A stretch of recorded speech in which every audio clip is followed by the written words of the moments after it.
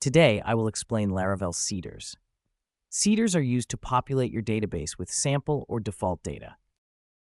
Sometimes, your application may require initial data, such as a list of country codes, which likely won't change in the future.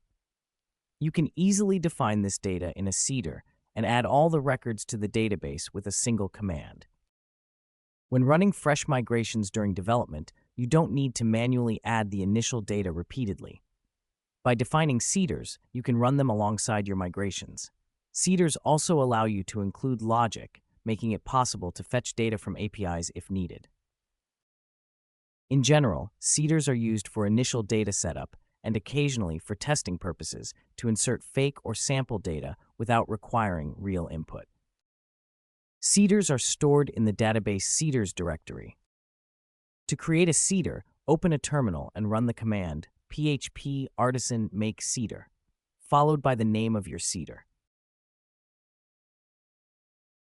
Inside the run method, you can define what should be inserted into the database and where. While you can write anything here, eloquent models or raw SQL are typically used to insert new rows. For example, I've created a user seeder to add a new user. I can define the user statically or use factories. What you choose depends on your requirements. If the seeder is for generating fake data for testing purposes, factories are recommended. On the other hand, if you need to define static data, such as country codes or other dictionaries, you'll likely use static data or load it from a stored file.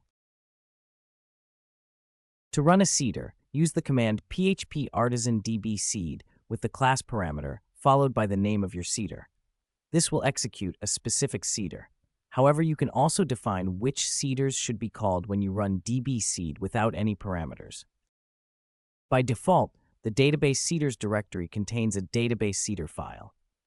This file is executed when you run the dbseed command. Instead of directly seeding data inside the run method, you can define which seeders should be called by using this call and specifying an array of seeder classes as a parameter. Why isn't this done by default? There may be situations where a specific seeder is only needed for a particular case, while at the same time, you have multiple seeders containing initial data. You can also seed data while migrating the database by adding the seed parameter to the migration command. For example, php artisan migrate fresh seed.